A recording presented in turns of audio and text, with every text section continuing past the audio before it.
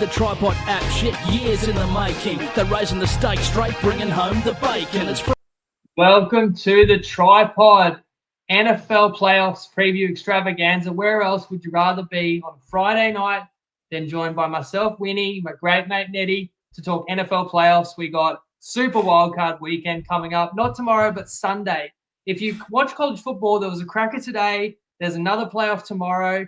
Then Sunday Aussie time, doubleheader NFL playoffs. Monday Aussie time, triple header NFL playoffs. Tuesday Aussie time, we have the final bookend of wildcard weekend. So we've got to break it all down. Neddy, how you doing? Thanks for joining me, mate. Yeah, good, mate. Going pretty well. It's obviously a fun time of year. It's good. It's good and bad. Obviously bittersweet. Like I love playoffs. You absolutely love playoffs, and you get into the grind of the whole NFL season. But it's sort of good to take a bit of exhale here for a little bit and not worry about as much stuff. But then you end up getting sad that the season's almost over. But this is a great time. Like when you start, as you say, you got college football on the weekend. You can wake up on a Sunday morning, have a coffee, fucking boom, NFL's on. By the time it's the middle of the day, it's Sunday, sweet, couple of beers. You can enjoy it the way it's meant to be enjoyed. Great time of the year. I know what you mean. After the buys, it's like there's 16 games every week, and then you get to the playoffs, and now there's only 6 games, and then after that it'll be 4 and 4 and 2. So you've got to make the most of it. But they are huge games, and it's everything to play for, unlike the last couple of weeks of the regular season where there were some duds. So that's going to be refreshing. And let's just jump straight into it. I'll find the graphic for this game in a minute. It's one of those things where I can't see them until I put it on the screen. So bear with me, guys. But the opening match is going to be in Houston, Texas, where the Texans, who are the division champions of the AFC South, are actually a 3-point underdog to the LA Chargers. Where are you looking in this one, Ned? The Texans, hey, they're the king of that 3:30 spot over in the American time. Anytime the Texans make the playoff, they just get that Saturday afternoon one, don't they? For this one, this is a bit of a strange one. The Texans, I think, are strange as well. They're sort of the lackluster fell off them a little bit this season, especially towards the back end. Joe Mixon as well, a lot of their running. It wasn't efficient. It was more so just a lot of just running and volume over and over.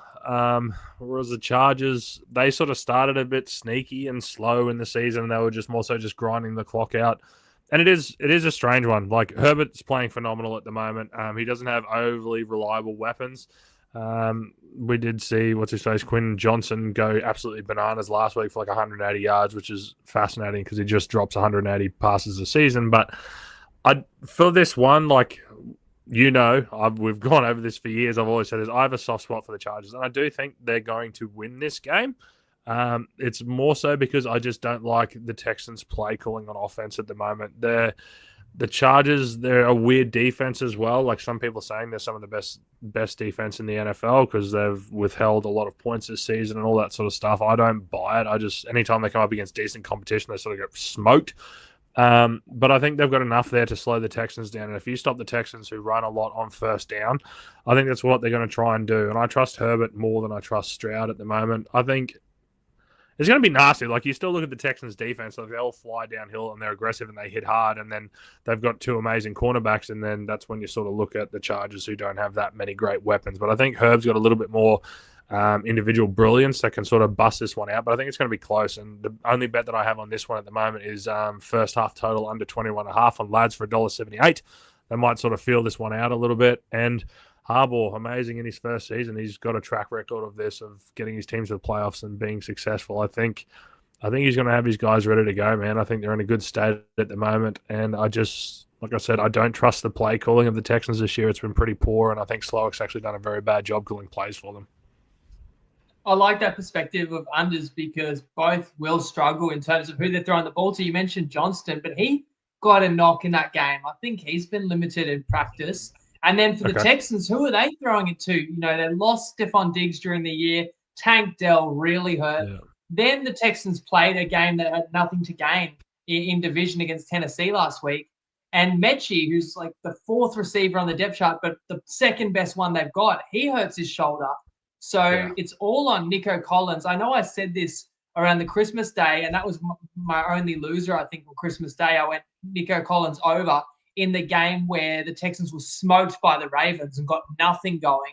But this should be closer, and the Texans are not going to give up.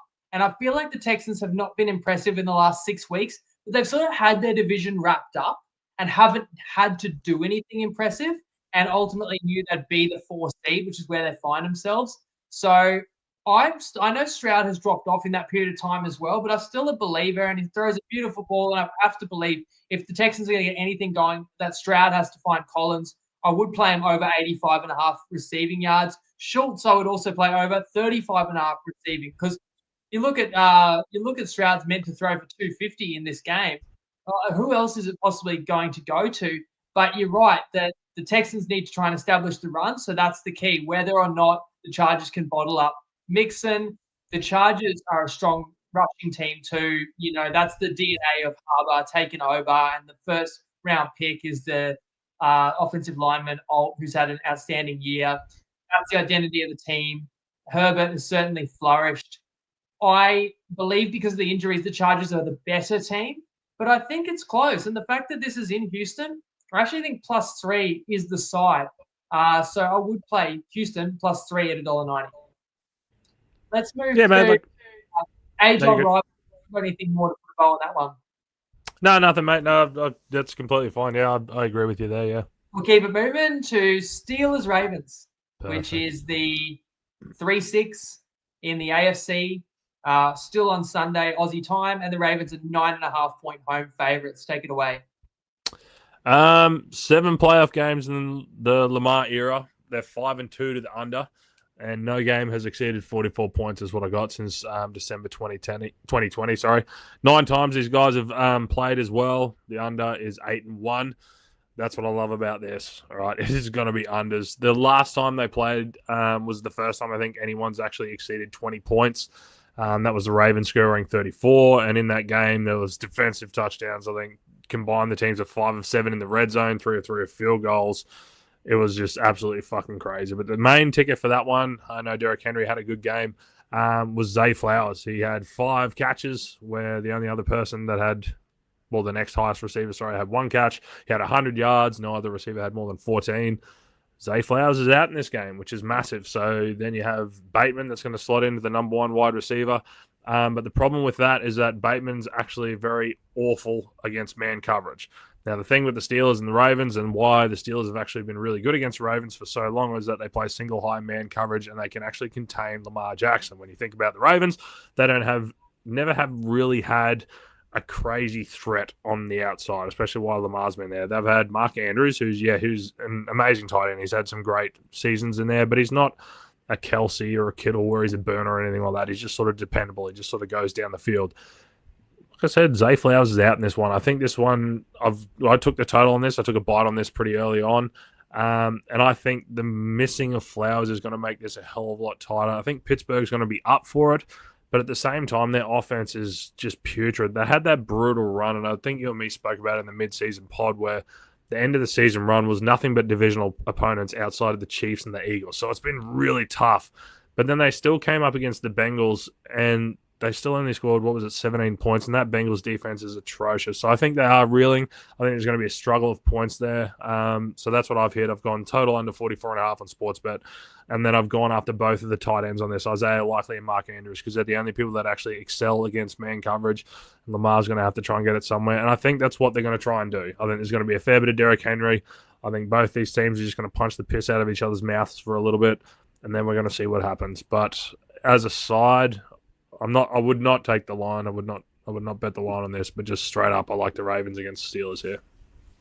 Yeah, I feel like the Steelers were never as good as their record. They were an overrated team, but now they've lost 4 in a row, and reality's set in. I mean, that 3 games in 11-day stretch was brutal. Who was in amongst that? Was that Eagles, Chiefs. Ravens, and Chiefs, right? Yeah, so Christmas, they're all tough games and all shoehorned together. And then the Cincy game is tough too, though, because Cincy were playing for their lives, still dangerous, right? And that means that the Steelers have been demoted from top of the AFC North back to a 6th seed and playing a very tough foe, albeit a very familiar one in the Ravens. These sides have obviously played twice, being division rivals, and the Steelers did win the first encounter 18-16, but it was pretty fluky. The Ravens had multiple turnovers, multiple missed field goals, and in fact, the Steelers kicked 6 from 6 field goals. And I feel like the Ravens established and asserted their dominance in that Week 15 win, which was by 17 points. I know that game was actually like 17 all late in the third, but the Ravens ultimately took control. Lamar's been on an insane level. Basically, hard to argue that he hasn't been as good or better than his 2 MVP seasons. Is better. And then you got Derrick Henry. Yeah, like better. I heard a stat that he's like Lamar leads the league in QBR, and people don't use QBR. Lamar's like the second highest QBR on record, but people don't use QBR very often because it doesn't account for running. And he also leads the league in rushing yards per QB. So insane. But Lamar may not win the MVP. And then Henry, that's joined this team. That's a guy who's had an outstanding career, but has never really sniffed a Super Bowl, been on a roster this caliber before. So I feel like the eyes are on the prize for both of those guys. Lamar needs it to prove it, that he can do it in the playoffs after being such an outstanding regular season quarterback for many years. And Henry as well needs that postseason success. Flowers, glad you bring that up. What did I hear? Could I be right in saying he's the first ever Ravens receiver to make the Pro Bowl? Or if that's wrong, it's the first in like 20 or 30 years, which is kind of to your point, that they've never had that real weapon on the outside. Now, that's a big loss for sure. I still think that the Ravens are too good. And so I still think the Ravens are going to dominate because I think they can dominate on the ground. And I was going to bet, and even though you said, Bateman, the matchup's not good with the style of coverage, I'll still go over 45.5 because I think he's a talented player. And when he's your number one option, number one receiver, and things get opened up in the passing game when you have Lamar and Derrick Henry in the backfield. So I would play Bateman over 45.5. I'm going to give some similar insights, which turned out to be totally correct for Christmas Day. I'm going to play the same again as what I suggested on Christmas, which is that the Steelers would love to establish Najee Harris, but he's just not explosive whatsoever. They know now, the Steelers know that Warren is the better running back, not to mention game script dictates that or indicates the Steelers could well be trailing in this game. Warren can play on passing downs.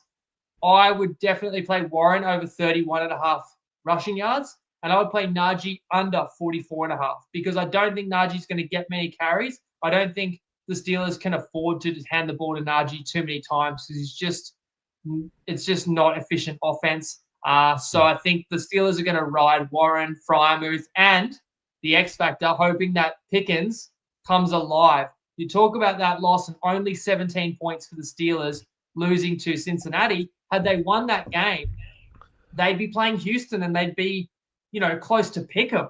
Instead, they're a 10-point underdog. So it was a big loss. And if Pickens makes one catch, they'll probably win. But he was over. He may have had one catch for no yards, right? Which it is was insane. one for none. What an incredible talent he is. And you make the decision, which just turned out to be very justified, going from Fields to Russ. As many limitations as Russell Wilson has, opens up more in the passing game. But if you can't find Pickens, that's a big problem. If I was a Steelers fan, I'd honestly want packages with Fields coming out there. I want to talk a little bit about strategy because this game is a double-digit underdog basically with Steelers-Ravens. The next game, Broncos-Bills, similar line.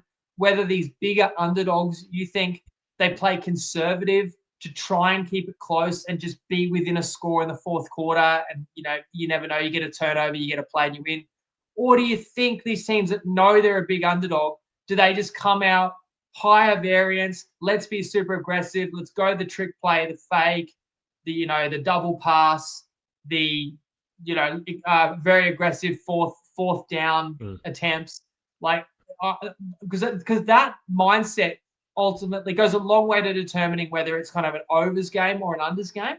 So I'm interested how you see the strategy for the Steelers in this one, as well as we move to Broncos Bills. Same question. I would say out of those two coaches, there's only one there that would actually do that, and that's not the coach in this game. That's just not how Tomlin rolls. You know what I mean? Like he's not one of these we need to trick him and dick him to beat him sort of things. Regardless, he'll punch you in the fucking mouth. They will just run and they will attack their own way and they'll play defense. It's just who they are. He just never even strays away from that. And I think he's still going to do it. And that's why the Steelers were successful early on, is that yes, Russ came in and he throws a beautiful deep ball every now and again, but it's a variance play. And it's very similar to an extent. And obviously I think CJ Stroud is a lot better, but that's last year. The Texans are doing the same thing. Like they're running on early downs and they just relied on CJ Stroud's brilliance on 3rd and longs to convert and continue the ball down the field. And he was doing that, but it's not sustainable. And that's why this year they're a little bit falling off. And it's the same thing with the Steelers. As soon as he came in, they were having that success. They were hitting that deep ball. Then people started to get film on it and started to see what they were doing. And then it started to slow down. And again, it's a murderer's row and it struggled for them, et cetera, et cetera. But to answer your question, I don't think the Steelers will do that. It's just not fucking who they are. They don't want to do that. But the game coming up, 100%. I think Sean Payton, he's had experience in the playoffs. He knows what he has. We'll get to that game. But I think if he wants to take pressure off his rookie quarterback, I think he will be trying to do a couple of things to sort of steal a possession or to get a big play down the field. Well, let's get to that game now. And shout out to Matty Blanche in the chat who says Sean Payton is 30-14 versus bald coaches, which would apply here against McDermott. And it is the Bills who are the 2 seed and also 8.5-point favorites against the 7 seed Broncos, who needed to win last week to get in. And it was a nail biter, but they did sneak in 38-0 against the Kansas City C team, essentially. So it's been a good year for the Broncos. But do you give them a chance here and talk a bit more about, how you think Denver might play in this one?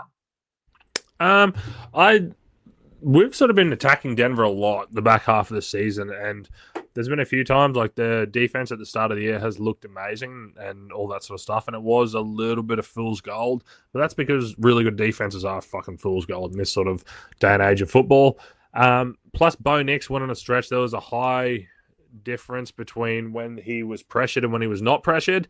And that's when we were sort of attacking him when he was coming up against the Carolinas, when he was coming up against the Atlanta Falcons, etc. And that was the time to buy into him. This is a tricky thing with this one, is that the Bills defense, you sort of think of them. Sean McDermott, he's been around for a long time and all that sort of stuff. He's great with us at Carolina, but the Bills don't actually get a great deal of pressure.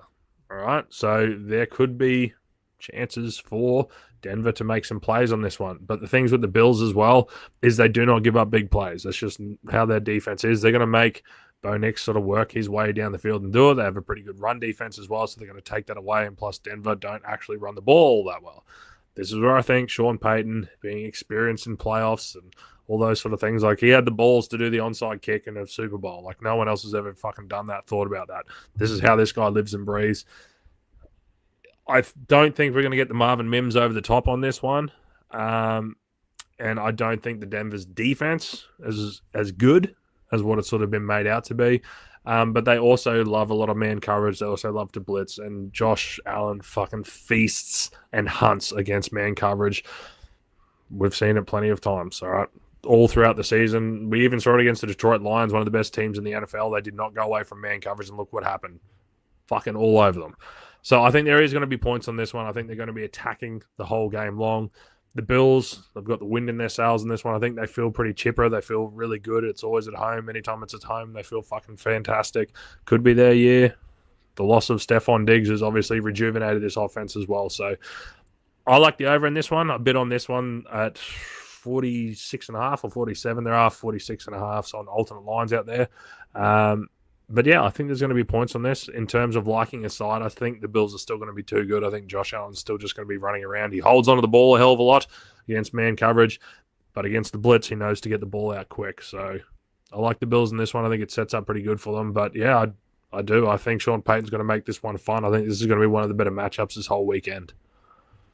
And this is early Monday morning. Sorry for not saying early. And that's why I asked you about the mindset, because you get these scenarios where a team is 4th and 4 around midfield. And if it's Steelers-Ravens, you've talked about how Tomlin is more likely to say, let's give them a long field to work with. Our best chance is not making mistakes, Maybe we can force a turnover. We want to run the ball. We want to shorten the game. And the Steelers, we've got Russell Wilson. We're not that confident about picking up 4th and 4. Let's punt it, right? Whereas the Buffalo Bills might say, we've got Josh Allen. We'll go for it in any situation like this. And the Broncos might say, they've got Josh Allen. They're going to score 27 points at least. So we have to go for some of these with that, aggressive, offensive-minded coach. And when you punt in 4th and short around midfield, that's more time off the clock and it's a longer field. There's no guaranteed points are coming on the next possession. When you go for it, no matter what the result is of 4th down, somebody is in plus territory. So mindset goes a long way towards deciding the total, and it also makes the game more variable in terms of the spread and potentially the winner. But I do really struggle to envision a scenario where Denver wins this, just because no matter how well Denver plays, and it is sort of strength versus strength, a great defensive line for Denver against a dominant O-line for the Bills. Not to mention you've got Defensive Player of the Year, Surtain, back there in the defensive back for Denver. But still, it's just hard to imagine Allen being denied. He's so hard to handle. The Bills are at home. This is as good a team as they've had to contend for a Super Bowl. I find it very hard to believe that Buffalo would be denied in week 1. So I expect the Bills win. Like, I'd have them head-to-head in my multis. I'd have Baltimore head-to-head in my multis too. I feel pretty sure about both of those. And I lean to the favorite laying the points again. Let's move to later on Monday then. Another great game. And in fact, this was the opening game of the season from Sao Paulo. And now we get it in wildcard weekend. But it's in Philadelphia. It is the Eagles -4.5 taking on the Green Bay Packers, Neddy. Yeah, it's pretty crazy that, as you say, both of these teams started playing one another and could be one of these teams, will be one of these teams last game playing against one another. So this one, Packers-Eagles, we obviously saw Jalen Hurts go down a couple of weeks ago with a concussion, which is going to be scary. Still hasn't been cleared. Jordan Love even went down the other week with a little bit weird with his arm, and they put Malik Willis in, and Chicago Bears finally got a win against the Green Bay Packers. So I don't know what to really make of this one. I don't like how the Green Bay Packers have been finishing out this season. There's been stages there during the season where they look like one of the best teams in football, and top 5, 6, 7 teams. Fucking fantastic. And then they will come up against teams and they'll just sputter and flutter all over the place. And I don't really like that LaFleur has just lent so much into this running game. Like, what happened to them last season is towards the back end when they got really good and they gave Green Bay, San Francisco a bit of a shake-up and all that sort of stuff. They were passing a lot. They were being aggressive. They were receiving the ball in the first half and all that sort of thing, and they were trying to build a lead and go from there. Well, the only thing that they've retained from last season is just still receiving the ball in the kickoff, or they're not being aggressive and trying to go down the field. But I will lead into this, that the Philadelphia Eagles are notoriously slow starters. They've gone away from what took them to the Super Bowl the other year, where they used to jump on teams quick and then bleed the clock. Now they start slow. They're one of the worst offensive teams in the NFL in the first half. So what we've spoken about before is that the Green Bay Packers love to receive the ball. Philadelphia Eagles are not very good offensively, whereas Green Bay Packers are very good scripting it. So I've taken the Packers first half plus 3.5 on Dabble for $1.82, but I've also gone Josh Jacobs under 72.5 rushing on Lads for $1.88. Now, there is more to this. There's a lot of statistics out there that quarterbacks, especially returning from concussions, take a significant dip in production. Plus, they're going to rest him. How much are they going to run Jalen Hurts? Jalen Hurts loves to hold on to the ball. He loves to roll out to the right, and he loves to throw the ball out of bounds. I think there's going to be a fair bit of that. Maybe he's a bit more reluctant to run on this one. Maybe they're just going to hit Saquon Barkley a lot. Maybe this is a chance for the Packers to possibly jump on the Eagles here. The Eagles also have a phenomenal defense. I think it is the best defense, in the playoffs at the moment. So I do like them in the first half, but overall, I think the Eagles find a way to win this one. And you've made this observation before, but if people don't recall or didn't catch that, or just a reminder, okay, it's a coin flip in terms of who kicks off. Yep. But almost every team elects to defer receiving the ball. And if they win the toss, they choose to kick off, except the Packers have made a habit of actually taking the ball. So if you got one team that is a rarity that likes to take the ball and pretty much everyone else defers, then you're almost guaranteed that the Packers will start with the ball. So therefore, playing Packers first quarter, first half is going to give you an edge. The problem is it's not an absolute. I know I was looking at, I think I played Packers first half against Detroit, and then they won the toss and then deferred it. And LaFleur said later, this felt like the kind of game where I wanted an extra possession in the second half. And I was kind of like, couldn't you make that argument every game? Like, what the hell? But anyway, so of course, the Packers started slow in that one and came back strong second half. So there's no guarantees, right? But at worst, you're 50-50 that they'll get the ball first. But you may have that added edge in there based on strategy with the coin toss. I'm going to assume, first of all, we break this game down. And the way I've seen the market behaving, I'm definitely assuming Jalen Hurts is in. I know he's not confirmed, but a couple of days ago when they released their fourth QB, Ian Book, I think that was the telltale that you wouldn't do that if you still had doubt, right? Everyone makes a big deal of the opening game that the turf was really bad. Like, I know Love got injured on the final play of the game. I actually think that could have happened anywhere. People were just diving at his legs on a Hail Mary toss, and then everyone blamed the field and then said it was a joke. Like, it was a very good game. It was two exciting teams with a lot of talent. It's a little bit of a shame Love may come into this one carrying an injury because the Green Bay might not be able to show everything they're capable of. And then you got Watson did the ACL. There still are other weapons for Green Bay, and Green Bay still has a chance. And while we've got Philly with the Offensive Player of the Year and the Buy of the Year in Saquon, I'll get to him in a minute, you've also got Jacobs. You said you're playing him under, but he has had a strong season and will play a big part in this game, I feel, in terms of the Packers want to establish the run with Jacobs, as just about every road underdog wants to try and do, run the ball strong and then build an offense off the back of that. I feel like the Packers have been slightly under the radar just because their home is a division shared by the Lions and Vikings, who have both been outstanding. But Philly is a very complete team, not a team that I want to bet against. They were my Super Bowl pick from before the season. They've been my Super Bowl pick the whole way. And Philadelphia made this decision not to chase the all-time rushing record for Saquon Barkley. And there's mixed feelings about that. But what it does mean is that the Eagles come in with a fresh offensive line, superstar running back. And I just don't think the Packers, who still don't have Alexander there, I just don't think the Packers can stop Philly at home. And I do think the Eagles will make Love uncomfortable. The two QBs in this game, Love, Hurts. If that means anything. I just thought that was funny names. I just think that Eagles will be too hard to stop with their skill position players, that running back and those wide receivers. Not to mention, Hurts can run it a bit more in high leverage games too. I would lay the 4.5 with the Eagles. Yeah, one of the weird things with this as well is that Green Bay defending against like heavier personnel sets, like if two multi-tight end sets, which Philadelphia like to do, they're the second best rush defense in the NFL. But if they are facing teams that are doing 11 personnel, like lighter packages, whatever, they actually drop to the worst rush defense in the NFL. So you have a look at Philadelphia, see if they're having success while they're running with heavier guys, or see if they're trying to spread them out, looking like they're going to pass and then run there, and look at the success. So for Philadelphia and for Saquon Barkley to have success, try and see if they're running out of 11 personnel. I think that's something that's going to be fascinating there. And I'm the same. There's question marks over every single one of these teams that are in the playoffs, and Sirianni is just hard to get your head around, man. That team looks amazing on paper. That defense is nasty. They've got amazing defensive coordinator, amazing talent all across the board. But you just know somewhere in there that Sirianni's going to fuck it up. You just know he is. And it won't be this week, but it might be one of the weeks in there somewhere.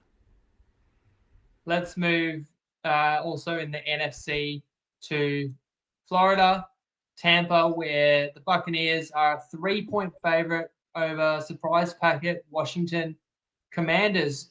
These two are somewhat both surprise playoff teams. They weren't trendy picks. I know that Tampa is actually a repeat division winner, but they weren't the most highly favored side in the NFC South. and very few people saw the Commanders coming, Neddy. So this is an intriguing matchup. It is, man. It's very strange. Like I put money on the Buccaneers to not make the playoffs, personally on that one, and then we know about the exacta that I had tucked in there, and that was just blown out of the water. Commanders have been exciting. They just find a way to win. Anything that's to do with Cliff Kingsbury is always like alarming this time of the year, and I think that's sort of evident. Like some weeks we see that where teams have a beat on it, and then other teams he sort of gets explosive and tricky and all that sort of stuff. And it was a little bit alarming last week against Dallas. I know Dallas have actually been really good at playing spoiler the last couple of weeks, but they couldn't get anything going. And in the end, they ended up pulling Jaden Daniels out to rest him, make sure he didn't get hurt and all that sort of stuff. And then Mariota comes in and ends up stealing the win. But I don't know. I just feel with the Washington Commanders that they're sort of living on a little bit of borrowed time there. Like some of the wins that they've pulled out at the end of so many games, like endlessly all season long, you just cannot keep doing that. And there's still a hell of a lot of talent on that Tampa Bay team, and that Tampa Bay defense has been very good at stopping the run. And again, Cliff Kingsbury has a history of being very easy to figure out. And Todd Bowles, he's a bit of a goofball here and there as well. He knows how to figure people out. And I think they can sort of muddy the waters up there. And I do think the Buccaneers get past them, even though they were a little bit funny against the Saints last week as well. But there's a little bit more experience there. I think that defense can get a little bit nasty. And I mean, it's going to be rocking there for the Commanders as well. But I don't know. I still think the Bucs find a way to do this because Baker Mayfield is just playing like a fucking madman at the moment. I just think they get through this one. And there would have been an awesome matchup. I don't know. Last I heard, Lattimore wasn't going to play or hadn't been ruled in because he obviously used to play for the Saints and he did a fantastic job of shutting Mike Evans down for years. He was a very physical cornerback himself. I don't know whether or not he's going to play in this one. If he does, that's just going to be just fucking glue the TV onto those two guys because they end up in a fist fight every time. But yeah, for me in this one, I don't have any bets on the game, but I would think that the Buccaneers push past in this one. So just on Baker Mayfield, do you think if the Browns had their time again, do you think they, maybe would have kept Mayfield, or you think they still would have traded all those picks and given $200 million to Deshaun Watson? They still would have fucked it up. They would have fucked it up. This is the guy that what they do. They took Johnny Manziel because a homeless person on the street told their owner that he should do it. Like it is, and I don't want to sidetrack that thing too much, but you have a look. It is just so much about environment and coaching because you have Sam Darnold, you have Baker Mayfield. Both of those guys went through Carolina and then were cast off to the Wolves. Now they had good offensive coordinators, good head coaches. Now all of a sudden, both of these guys are excelling. But this is the best I've seen Baker Mayfield. Like he's playing fantastic. He is, and the team has really responded to him. That was pretty wild. The Bucs had to win last week. At least in their mind, they had to win. It turned out with the Carolina result, the Bucs could have lost, but they're down against the Saints, down 10 points. You get in front by a touchdown. There's under a minute to go. You're still throwing the ball because you're trying to get Mike Evans was it 10th straight? Yeah, in a row. So he actually only needed 5 yards and he got 9, so he ended the game on 89, which is fucking annoying because I had him for 90 plus. How many? Annoying for what? Oh, you had him 90 for plus. For me, I had him for 90 plus, yeah. That's brutal. That is brutal. And I was looking at, you could actually play him under 110, and I was thinking of a scenario where they're trying to get him his record, and as soon as he gets it, like they'll shut it down. But you didn't know. There was also a scenario where he could have had it, in the second quarter, and then you're toast. Yeah. Oh, I think it opened, some of them opened 90 plus, and 90, I think maybe 92, 93, and I think, Dabble had a 90 plus, so I took that, and it crept all the way up to about 98 and a half. I saw him bet 365, which is fucking crazy for a Mike Evans line. But it does go to show that that record was meant more to Baker than to Evans. And, this team has great chemistry, right? Yeah. But then, so Mayfield is a great fit, and you mentioned Bucky Irving, sensational rookie back as well. There's a lot to like about Tampa Bay, but I like Washington just as much. So Daniels was the offensive rookie of the year. He's so poised, so exhilarating. Terry McLaurin, I've always been a massive fan. He's finally showing what he can do. Dynamite wide receiver. The defense is much improved under Quinn. I think these are pretty even teams. I understand you should favor Tampa Bay because they're at home, but I like the Commanders with the 3.5. I mean, the best I saw this week was $1.85 for 3.5, but I do think it's more juiced now and it's getting closer to a flat 3. So what I'll say is if you can get Washington at 3.5 $1.90, that would be my favorite way to play that one. And that leaves us just one more game, mate. But we will, as someone asked before, can we give our Super Bowl picks? Look, we'll give our conference picks, our Super Bowl picks. We'll talk a little bit about overall playoff specials like rushing, receiving, passing.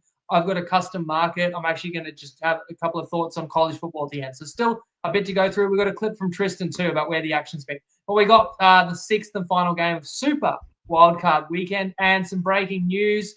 This game was meant to be hosted at SoFi in LA, but thoughts with everyone that's gone through those horrendous fires in California right now, and that's going to mean that this game is played at a neutral site in Arizona. So that's why the market did shift today, and it had crept into. It's funny because the Vikings opened a 2.5-point favorite in LA, and then money just kept coming for the Rams, and it was basically into pick'em from what I saw this morning. And now that it's moved from LA to Arizona, it's all the way back where it started. Vikings minus 2.5. How do you see it?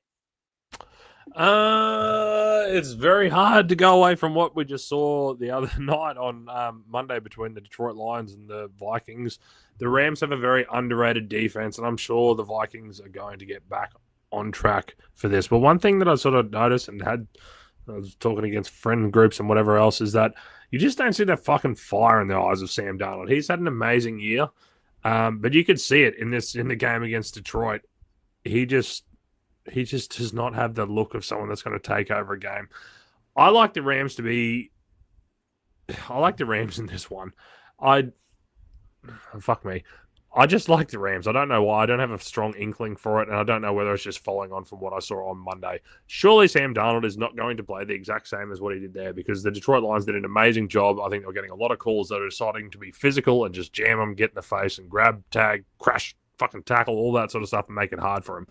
The Rams don't really have the guys to be able to do that, but they still are going to be able to put on a hell of a lot of pressure. Matt Stafford in this one, I think Matt Stafford for anything, like he is just experienced. He can still sling the ball around. I just like the Rams in this one. It was perfect for a while. They were sitting in the numbers where you could easily do the two-team teaser with the Bills and with the Rams in this one, but I did actually do that personally, and that very handedly got refunded because they moved the game. So thanks, fucking Ladbrokes, for that one. But yeah, so for me personally, I just think it's possibly going to be the Rams on this one. They could surprise a few people, and it could just crush the hopes of the Minnesotans. Yeah, Minnesotans. Minnesotans? Minnesotans? Minneapolis? Vikings. You know what? We didn't get that box office game to conclude the season that we wanted in Vikings Lions, but that doesn't diminish the stakes. Like, you go back to what was on the line between Vikings and Lions, because in case everyone doesn't understand in Australia, like, if you don't win your division in the NFL, you don't get one of the top 4 seeds and you don't even get to play at home. You can be the second best team out of 16 in a conference, and bad luck, you're the 5 seed. And you've got to go a long way around the mountain. You've got to potentially play every week on the road to get to the Super Bowl. And that's what the Vikings may have to do, while Detroit gets 2 weeks off and will not have to leave Detroit. So just huge. So that's tough for Minnesota. While the Lions have secured that home field and a bye, the Vikings are on the road here. Although it's turned out to be a neutral venue, still have to travel to Arizona, play the Rams, a side that I was going to say Minnesota already played at this venue, but no, that's not the case in terms of the venue. But these sides did meet earlier this year, and in fact, the Rams got the upset, and that was right around the middle of the season where the Rams really flipped their fortunes, because this LA Rams side, Neddy, correct me if I'm wrong, was like 1-3 and down 17 to the 49ers, like staring down the barrel of 1-4 before coming alive, snatching the NFC West. Didn't even need to win last week, LA, so rested up all the important players. Now McVay will be in his bag, and he's against the likely coach of the year in O'Connell, who used to work for the Boy Wonder. Yeah. That connection there. And then Darnold, it's funny how I think you said it well there about Mayfield, Browns. That situation is so important because when these guys get a real opportunity, and you drew the connection that a few of these retread players like Darnold, like Mayfield have been through Carolina, but the other common denominator is the New York Jets with Geno Smith forging a great career. Darnold has made himself so much money this year because people believe in him again, playing in a good situation. And in fact, both sides have gun wide receiver duos, but Darnold certainly enjoyed that. And both two teams that have drafted well on defense and play an aggressive style of defense with a lot of blitzing, which I feel like can be feast or famine. It can lead to big plays in either direction. So what I like most in this game, I'm not going to pick a side. I'm going to play overs. I think the total has not moved. I think obviously the line has moved a couple of points, but I believe the total's still 47.5. It opened 46.5, but even if you got that earlier in the week, I think because of the change of venue, that's refunded anyway. So I still like over 47.5 because I think it's another couple of aggressive teams that have dialed in QBs and weapons that can really help them finish drives. And you can sort of see, you could see that with the Vikings, that's what they wanted to do against the Detroit Lions. Like very early on in the first couple of drives, they were snapping the ball with about 20 to 25 seconds left on the play clock. Like they were trying to be quick. They were like, this is going to be a fucking shootout. Let's get into it. And it wasn't until there was those couple of stands in the red zone where it started to get a bit messy that they ended up, I think maybe they were expecting a high-scoring affair, and then all of a sudden it ended up in a rock fight, and I think they just didn't know how to throw rocks. They were just a little bit like gun-shy with that sort of thing, but I think that's how they want to play, and if you look at, I guess, their philosophy, defensively, they love to blitz. It's aggressive. Offensively, a bit of play action, everything downfield. So they love to be aggressive. They like the things to be blowout affair, and when you have Jordan Addison, Justin Jefferson, and Aaron Jones, why wouldn't you want to put points on the board? And these are great questions from that Chris Freeman too. Yes, but let's address that because I had that in my mind that, like, why is this line moved so much? Home field's not worth that much these days in the NFL, but it is not just the home field or lack thereof for LA that's moved this point spread by 2.5. It's the disruption. Chris Freeman asks, could there be a flatness to LA with the Fires? Clippers and Lakers in NBA have been blown out as favorites, he mentions, and players, coaches losing homes, loved ones, right? The stress, the effects on being able to prepare, practice, worrying about your friends and family and trying to help people, and that's all going on in their city while they're preparing for a do-or-die game. Absolutely. I feel like that it's funny, if the Rams win, then you're going to say there was an inspiration drawn and they were doing it for their city, right? But if the Rams lose, it is going to be pointed to as a clear detriment and a factor there. So in my mind, it's much more likely that it is a negative, and you do worry about that if you were going to play the Rams. I was literally just Googling it right then when I saw his questions come up about, like, Matt Stafford. He's obviously been out there for a while, but sometimes they don't always buy houses and all that sort of thing out there. I just had a look, and he owns Jennifer Lopez's house in Hollywood Hills. So fucking there you go. Surely he has been affected, and surely his mind may be elsewhere. So I think it's a good point. Great point. Definitely. Thanks for the comment, Chris, and keep them coming through, guys. Let's take a drink break, Neddy, because we're going to get a word from Tristan. I asked him kind of highs and lows of the regular season, but also where the action has been for the playoffs and wildcard weekend. G'day everyone, it's Tristan Merlihan here from Top Sport. I've been away for a little while, so hopefully everyone had a good Christmas and all the best for 2025. Hope you've got plenty of winners, and obviously we're talking about the NFL coming up, so we're looking forward to a really good playoff series where it looks very, very competitive. Obviously Detroit and Kansas got the week off. They are the two favoured runners in the Super Bowl market, but then you've got a couple of other teams there that are coming in good form in Philadelphia, Buffalo and Baltimore, and both of those are in that $6 to $8 mark, which certainly makes for an interesting set of playoffs. Detroit, the $3.80 favourite, and Kansas at $4.40. Our worst ways in the comp are actually Baltimore and Kansas at the moment, as well as Green Bay at a decent price. So we're looking for Detroit to get the job done at the moment. Obviously, a little bit of bias, being a big Detroit fan for many, many years and not experiencing much joy. They've got a challenge in front of them with all the injuries, but that week off's going to do them the world of good. So that's going to be helpful. But at the moment, we're trying to dodge those middle pin runners and obviously Kansas City. Just having a look at a few of the other books. The regular season MVP always carries a lot of interest at the moment. The runners we're standing at Lamar and Burrow. So we're sort of hoping that Josh Allen did enough in the season to get the job done, but obviously we'll find all of that out shortly. And just recapping the season, it was very much a punter season. We ended up on the wrong side of the scoreboard for the season, where there was a middle run there of the season where there was a lot of favourites won, and a lot of them covered the spread, and a lot of the same game multis saluted. So I know over in the States, obviously, still only a very new legalised sport for them in the NFL betting, and there was a couple of bookies that had a really, really tough season as well. So punters too good. My memorable games were the Washington game against Chicago, where there was that Hail Mary. That was a massive swing for our end, and we finished on the right side of that after it looked like we were gone. To be fair, they were winning most of the game and felt comfortable most of the game, but then Chicago hit the front late, and it was a miracle that they got the Hail Mary there from Daniels. And then the worst result of the season for me was actually 2 weeks ago, where Detroit took on San Francisco, and they played all their players, and we laid all the overs options. We laid all the high receiving yards, rushing yards, touchdown throws for all the San Fran players, and obviously they put a massive score up on Detroit and got the job done. Oh, sorry, it went miles over. So that was a very, very ugly result for us in that part of the season. So. Who's your?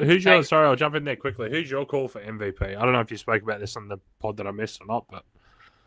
So I actually think that Lamar deserves it, and I've been staring at that. You can still bet it right now. The voting's closed, but the result's not known. Yeah, $4, $4.50, and even week 18, the fact that Lamar was flawless and the Ravens won by 17 or 20 points. Lamar come out. He's had 4 interceptions all year and about 40 TDs. And of the 4 interceptions, about 3 of them are off his own receiver's hands.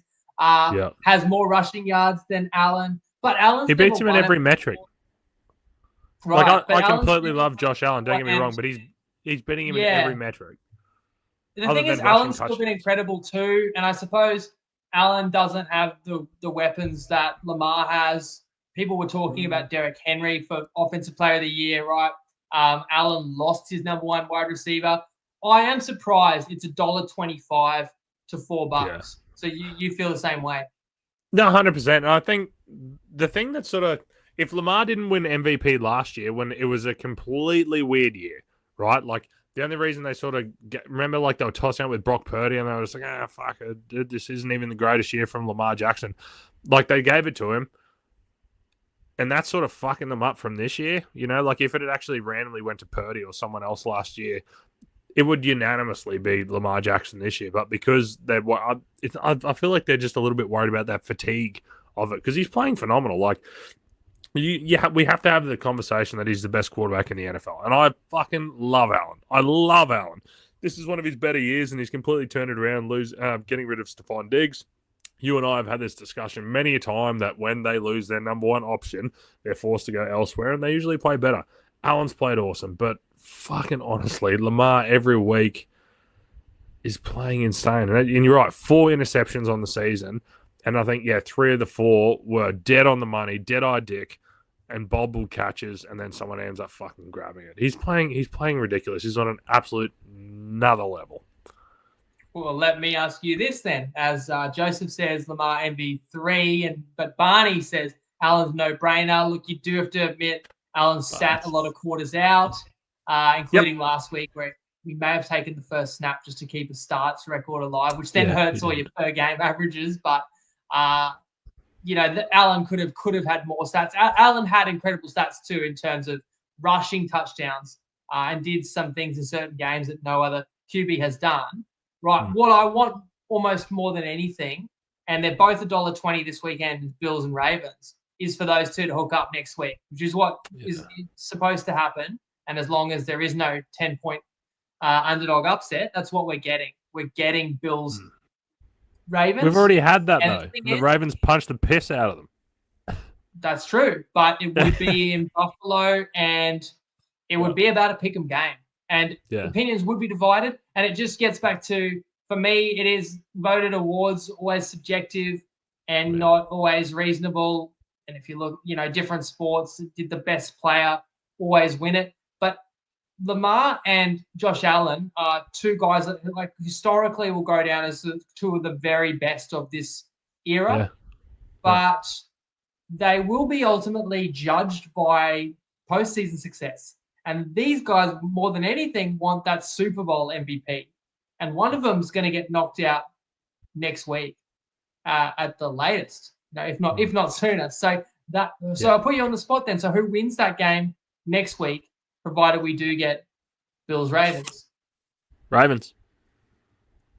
Big call. I'm also going to say the same. Maybe that's a tease ahead, because I'm going to ask you about how the AFC plays out. Barney, I love you, by the way, and I see your comments in there, but the Bills' offense and Allen have set an equal to 8 NFL records this year. I'm pretty sure I heard this, I saw this the other day, is that the Ravens, I think, on an EPA per play basis, are like the third best offense in history or some fucking thing like that.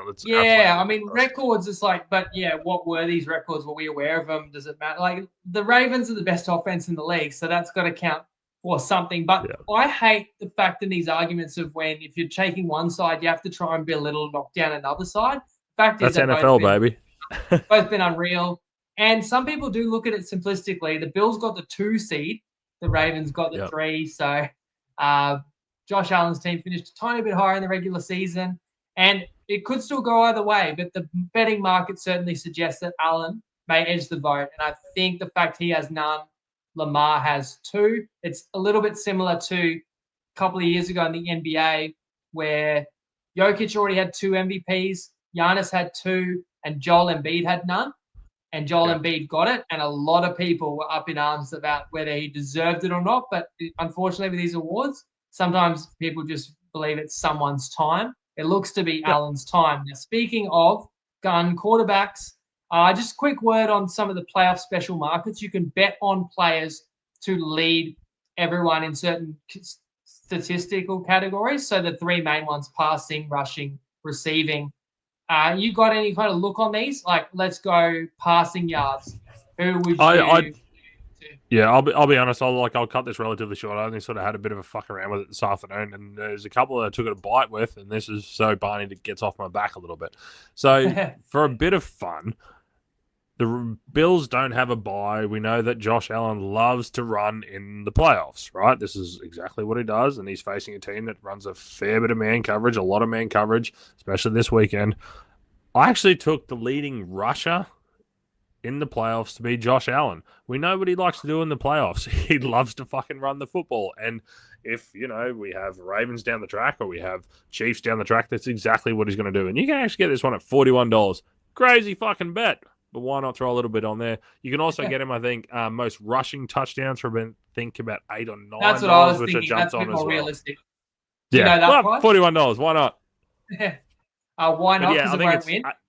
But I think, his rushing touchdowns, I think, are sitting at about $8 or $9, which I grabbed up at $3.65. So that's the only one that I've actually you can bet most rushing yards, which I find it hard to believe Allen's going to win that. But all right, fair enough. I'm not here to knock a 40 to 1.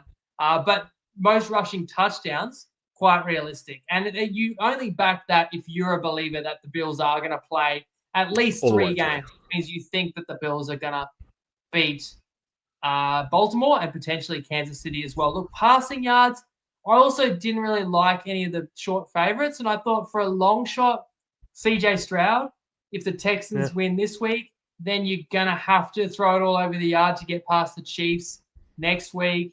And again, you're going to be an underdog against, in Buffalo, in Baltimore, and 50 to 1 about Stroud. Most rushing yards, I think Saquon at $4 is pretty juicy there, but I do see the Eagles getting to at least the NFC title game. So that's 3 games. I suppose, the Ravens can go all the way, but the Ravens could also be out next week. And Derrick Henry is the favorite for most rushing yards. And there's 3 big dogs for rushing yards. Gibbs. Yes, Jimmy Gibbs is the other one, who I love, but the Lions are on the bye. And Yeah. the thing is that the Lions could likely play the Eagles. And also the reason I ruled out Gibbs is because Montgomery is meant to be back from that MCL injury, and especially with the Lions getting the 2 weeks. And then they're going to split carries, and Gibbs can get a lot of his yardage in receiving. So I think when one of your three favourites is potentially flawed in a couple of ways, I really think Saquon, who sat out and yes, got a 2,000-yard season, but did not get to break the record, I feel like the Eagles are going to ride Saquon, and he has the ability to shoulder a massive workload, as well as had that breakaway burst. So that's who I like. I've actually built him into a custom multi. And receiving yards, anyone you'd look at for that? Like I said, that's as far as I got. Was it Josh Allen rushing and Josh Allen touchdowns, mate? Sorry. Yeah, well, fair enough. Well, receiving yards, I actually will look at a Lions player in Amon-Ra St. Brown. Yeah. Because the Lions don't have to leave their dome, and it's a pass-friendly environment.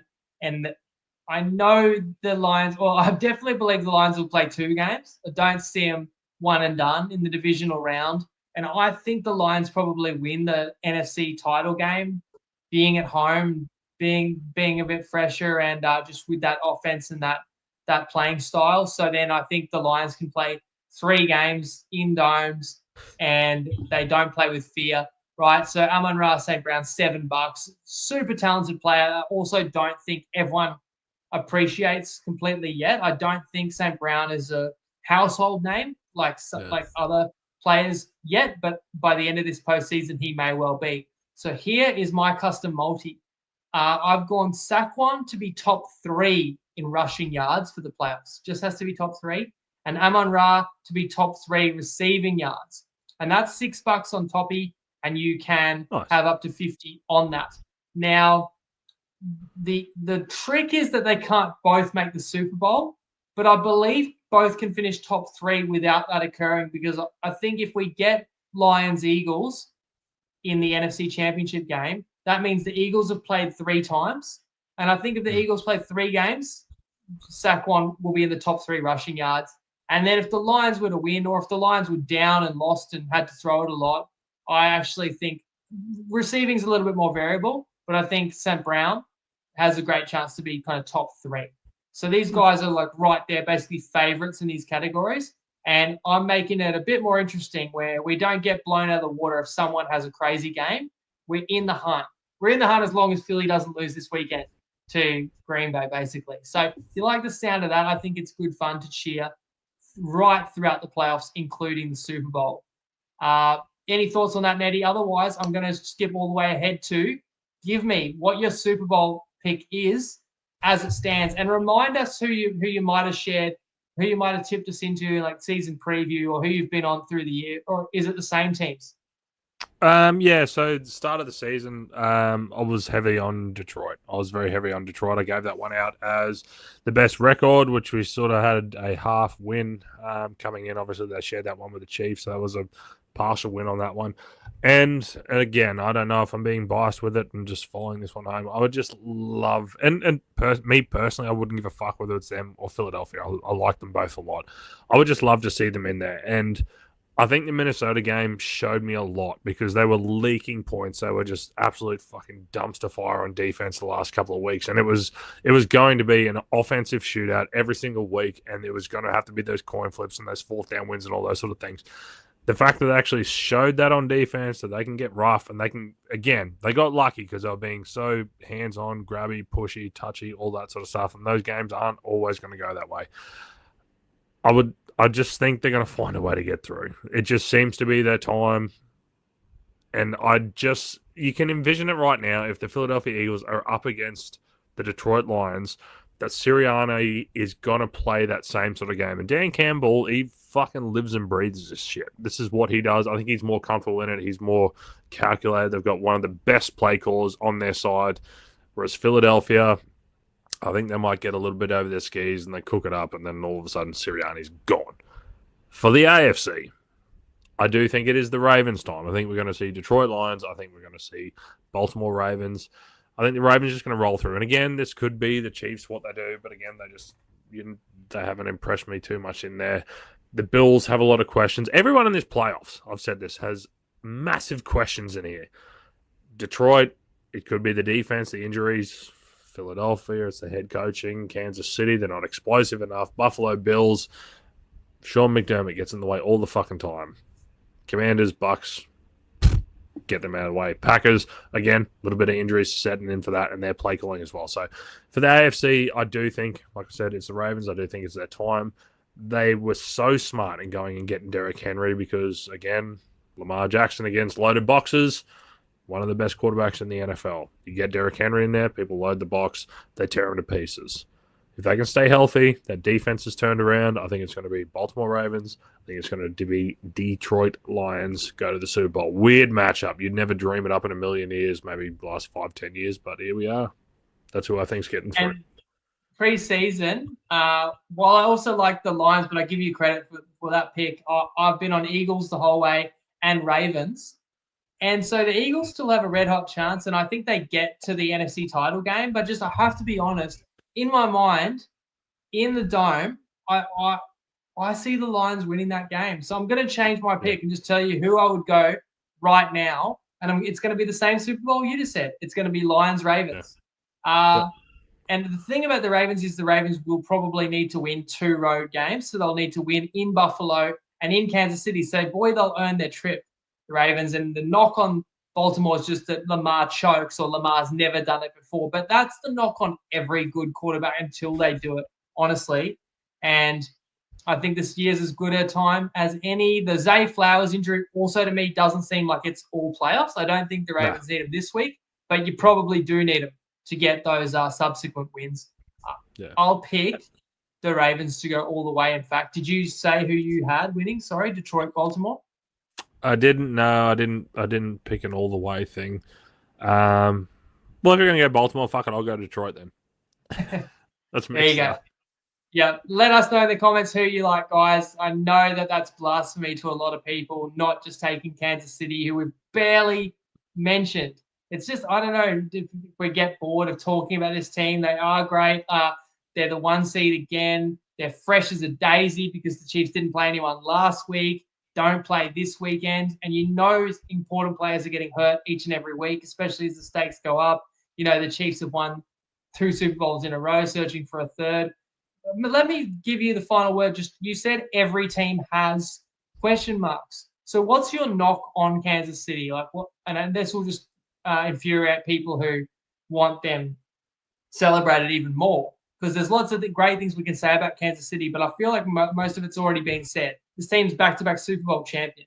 Tell me, like, what's the reason you're not picking the Chiefs then to win the AFC again? I just don't buy their offense. Like last year was meant to be the year they weren't meant to win it, but I just do not buy the offense. And again, throughout the whole season, it is 1 possession wins. It is 1 possession games, and probably because they have people on their side, right, Barney? But it's just I just don't back teams that continuously do that, because it's going to fucking run out. And who knows? Maybe they'll get all the calls. Like I said on the preseason pod that I bet them to make the Super Bowl, to win the AFC, but I just don't see it in there. Like they toy with their food with too many teams, and it's like if one officiating crew just has the balls to stand up and maybe not throw a flag or whatever else to help them out, I just don't think they can just roll on through. And who knows, maybe they are a sleeping giant and they fucking do it again. But their defense this year isn't as good as what it was last year. You know, no Rashee Rice and all that sort of stuff. I think that does hurt them. And I think that Baltimore sort of learnt from what they've been through. So if Baltimore come up against them again this year, like Baltimore were awesome. They started the game awesome, and then they just completely abandoned the run. You know, and Lamar gets the blame for that. Whereas this year, I think they had the right people all around there. They've changed their offensive play calling crew. I think they can get through there. I don't know. Last year, you and I, we bet on the Kansas City Chiefs because, yes, no one was really talking about them, and I believed in them. But this year, I just don't. And I don't know why, and I could be wrong, and all of a sudden they're in the fucking Super Bowl again. But I just don't think this year is going to be a repeat. That's true. People may forget, like, barely anyone was back in Kansas City going into the playoffs 12 months ago, because KC actually lost quite a few regular season games. They weren't getting those 1-score wins. And this, I think you make a very fair point, and that's the reason that I can't back Kansas City either, as well as the fact that they're too public. Statistical-minded people are going to tell you that you just cannot sustain all these narrow wins, right? Yeah. But people who don't look at it in terms of, numbers and X's and O's, they're going to say that Kansas City is doing exactly what they need to do, and it's not a fluke or a coincidence that this team keeps winning by narrow margins because they always come up with the drive or the play that they need to win. But when you actually look at the way the Chiefs have pulled some of these wins out, like blocked kicks or The Denver horrendous one was management. insane. The whole left side of Yeah. the field goal unit just did not block. The Raiders, the end of the Raiders game on Black Friday, like, to me, there's only so much credit I can give the Chiefs, and at some point it runs out in my mind. But that's the fascinating thing. We're going to find out, and the Chiefs are certainly capable. Let's say that, and I'm sure Matty will let us know. I'm sure plenty of people let us know. Yeah, shout out Undertaker, Barn Dog, and there's some great threads in the TryPod group about people in both directions of the Kansas City Chiefs. So I better let you go at this point, Ned. We've gone well over the hour mark. We always go overtime because we can't get enough of it, as you guys can tell. So thank you for prognosticating across all 6 Super Wildcard weekend matches, but also the playoffs overall. We'll definitely check in with you again at some point, at the very least before the Super Bowl. But I'll leave you to it, mate. Enjoy the rest of your weekend. Huge thanks to you again. Cheers, boys. I'll talk to you. Love you, mate. Peace. So thanks to Neddy. I'm just going to talk college football for a couple more minutes, guys, for anyone who cares. I did a college football playoff preview, and I gave a custom play. And the 3 legs, the 2 legs had one, with Tennessee not advancing, Texas into the semis. They play tomorrow. And we needed Penn State to make the final. Penn State is up 10-0 today in a low-scoring game. They're like $1.20 in live running. Penn State is up a touchdown with under 5 minutes to go, $1.20 in live running. But Penn State loses the game by 3, throws a pick in the final minute, and loses on the buzzer, and didn't get through. So my custom bet lost, unfortunately, guys. So Notre Dame were the ones that got through, and brutal beat if you did have the under in that game too. There's 3 points in the first 29 minutes, and there's like 50 points, over 50 points in the end.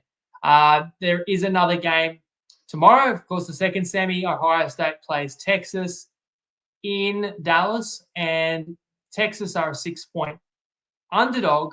Texas was my pick prior to the playoffs, but I did say in my playoff preview, Ohio State, despite being number 8 and fresh off a horror loss, was still one of the 3 best teams in my mind. I picked Ohio State to beat the undefeated number 1 seed Oregon last round, but I did not foresee that level of dominance. And that was after the Buckeyes crushed Tennessee in round 1. Then Ohio State was up 34-0 in the first half against the Ducks last week. The Ducks were the only undefeated team in the country. So just mad how good this Ohio State team has looked. And then Texas is kind of the opposite. Comfortable win over Clemson, and I did give that as a best bet to cover the line there. But I thought Texas would cover against Arizona State, and boy, it looked all right, up 16 in the fourth. And then suddenly we're in overtime.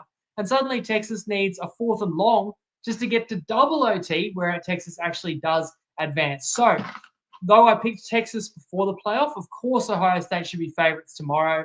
And I told you to watch Jeremiah Smith. He would be the number 1 overall pick this year if he was eligible. But in fact, he's still got 2 more years of college. If you haven't seen Smith play, he looks like if you just grabbed Jamar Chase and then told him he was allowed to go back and play college football today. That's the amount that Smith dominates this game. And you've got Egbuka, who is a future pro player as well, on the other side of the lineup for Ohio State, not to mention potential future pros in the running back stocks as well. So Chip Kelly has so much at his disposal. He's letting it rip in these playoffs. The D-line for Ohio State is ferocious as well. I can't knock Ohio State, and I'm still stunned that they lost as 3 TD favorites in the regular season in the final game. But in saying all that, the Texas defense will be the best that the Buckeyes have faced all year. The game hangs in whether the Texas offense can put up enough, whether Ewers can survive in the pocket, make plays for Texas. If I like a prop, I actually like Golden, the wide receiver who has become the number 1 option and Ewers' favorite target, and you can play him 60+ yards at even money, and he's had 150 yards in 2 of his last 3. The one he didn't was Clemson, which was an easy win. This won't be an easy win. Golden is the man that Texas throw to deep. So I like Golden, and I would also play the +6 because while Texas is not the offensive juggernaut that the Buckeyes are, they do have an offensive genius coach as well in Sarkisian. So genius on display on both sidelines. Awesome Texas defense keeps the Longhorns in this for me. I'd play the +6 or the 285 head-to-head. Little bonus college football for you there, but a very comprehensive pod talking NFL because we love it so much, and it all kicks off in just a couple of sleeps time. So I hope you've enjoyed this show, guys. Check out the TryPod Facebook page for Neddy Given Sunday and his weekly breakdowns with so many picks and an outstanding record this season yet again. And the TryPod group is where we discuss all the action and plenty of people contribute, including myself. So as always, appreciate everyone that's tuned in. Hope you're enjoying your holidays or return to work hasn't been too rough. This weekend is going to soften that pain either way. Hope you can catch plenty of the gridiron action, and hope you back a few winners. Best of luck if you follow any of my plays. Otherwise, let me know in the comments what you like even more. Have a great weekend, guys, and Lego.